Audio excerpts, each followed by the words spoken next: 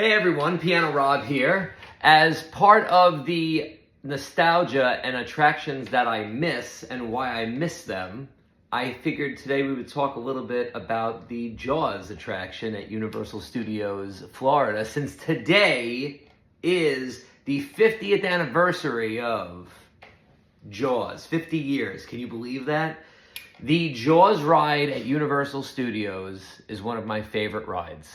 I miss it to this day. It is located where Diagon Alley is now in Universal Studios, Florida. That entire Diagon Alley area, which is huge. You have a show that happens in there. You have your butterbeer stand, the restaurant, shopping, of course, Escape from Gringotts, plenty of places to use your wand.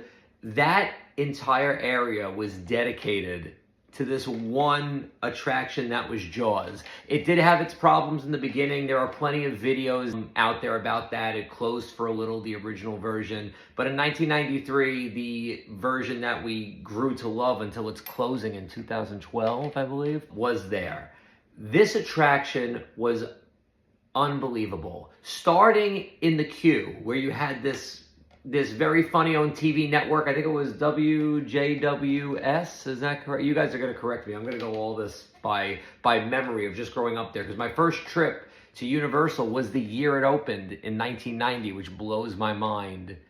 I can't even imagine like 7-year-old Rob there. And it's still my favorite place, even though I miss a lot of the things. A lot of the newer things are not the same for me as the older ones, which I'm curious to hear what you all have to say about that too. But I know some of you are so young, or you might not have visited, you didn't get to do this. So the Jaws attraction started, fake TV network. It was Captain Jake's Amity Boat Tours, which was such fantastic theming. You're at the location where these crazy, shark attacks happened back in 1974. So there's some little quirky things on the TV. You finally board the ride. You meet your skipper, which the skippers make this ride. These spieling attractions that were open around this time, even at Disney, great movie ride. They got very special people, I feel, in these roles, and they love their jobs. And that was the cherry on top that I feel is missing in a lot of current day attractions.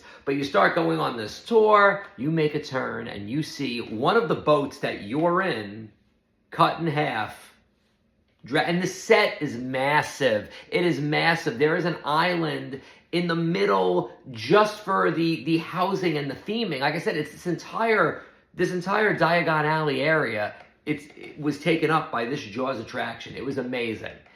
I miss it. I tell you, I miss it every day. The way they put the little horror touches. You don't see Jaws at first. You see the boat. Then you see the fin coming. And it looks like it's going under your boat. And then finally think you're going to be safe. They put you in this boathouse, which the only light in this boathouse is basically what your skipper has, like this little lantern light that's attached to the boat. And there's a couple of tiny holes both in the boathouse. And then things start dropping. You're like, what? And you get your first view of the shark popping out of the water. It's still dark, which is nice. So it's the first time you see it. There is just something so special about these attractions that I miss. If you guys have any questions, always please leave them in the comments too. I would love to answer them, because I want to relive these things. It's just, they're these special moments in time. So listen, I love the Harry Potter stuff, but I am sorry to you Potter heads out there. I would trade all of that Harry Potter stuff in the Universal Studios park to have Jaws back. It was an expensive ride. It had its share of problems, but it is a true classic. There will never be anything like it. I am going to fly to Japan at some point because I want to experience it before it closes there again. I miss this every day. Happy 50th anniversary, Jaws. Thank you.